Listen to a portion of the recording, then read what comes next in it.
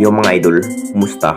Mandrag mga sports, sabi nga pala ating pag-usapan, Justin Brownlee, ginulat nga ang lahat at Scotty, matinding inamin sa kupunan ng Barangay Nibra. Pero bago na nga yan, kung bago pa lang sa aking channel, huwag mong kalimutan mag-subscribe at i-click ang notification bell para like kang updated sa ating latest upload pa natin.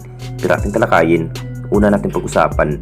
So matapos nakuha nga ang malaking panalo ni Justin Brownlee sa koponan ng Pelita Jaya mga idol sa Indonesia, grabing laban nga ang pinikita ng ating bis import na si Justin Brownlee. Masasabing hindi pa rin nabigo ang koponan ng Pelita Jaya mga idol na binigyan nga ni Justin Brownlee ng kampyonato. Ito na rin ang panibagong career high ng ating bis import sa Indonesia mga idol.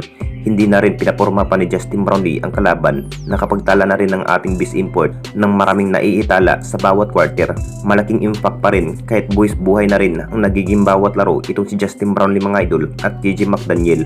Alam naman nating lahat mga idol, ginulat pa rin ang lahat sa naging laro itong si Justin Brownlee. Masasabing binuhay na naman ni Justin Brownlee ang kanyang hustle play at halimo pa rin ang kanyang magandang laban. Nakuha na rin sa Pelita Jaya mga idol ang tagumpay. Tambak pa rin ang inabot sa Sakraya Muda mga idol sa Pelita Jaya.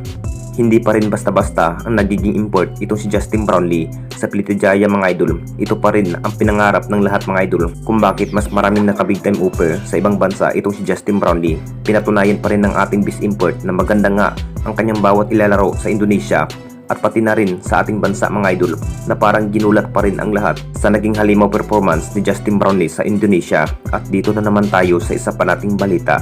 Scotty may inamin sa kupunan ng Barangay Nibra. Alam naman nating lahat mga idol, ready na nga ang iba dyan mga idol na masusubukan na nga ang kanilang bawat laro ng ating Barangay Nibra, particular sa mga bagong player na si Paul Garcia mga idol at RJ Abarrientos. Ito pa rin ang focus ng ating Barangay Nibra na matuturuan nga sa bawat role ang kanilang bagong player kung mapapalaban na nga ito dito sa ating liga. Sa naging practice game, itong Barangay Nibra, maganda naman ang kanilang bawat laban at may lakas pa rin sa pagkikipaglaban at lalo na may outside maker. Pero si Scotty pa rin ang magiging number 1 best of player ng ating Barangay Nibra. Kahit hindi muna nakapaglaro itong si Scotty sa New Taipei Kings mga idol dahil may iniindang go-to injury itong si Scotty Thompson. May sinabi na rin si Scotty Thompson mga idol, masasabing matatagalan pa si Scotty na makapaglaro sa koponan ng Barangay Nibra dahil mas marirecover pa ang kanyang go-to injury.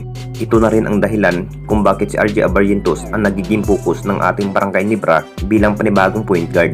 Si RJ Abarrientos pa rin ang magiging bilang Scotty kung hindi pa rin makapaglaro ang nasabing star player na si Scotty Thompson. Malaking bagay pa rin itong si RJ Abarrientos mga idol bilang umipinsa sa koponan ng Barangay Nibra. Todo buhat pa rin ang kanyang magiging laban kontra nga sa New Taipei Kings. Anong masasabi ninyo mga idol tungkol sa ating video?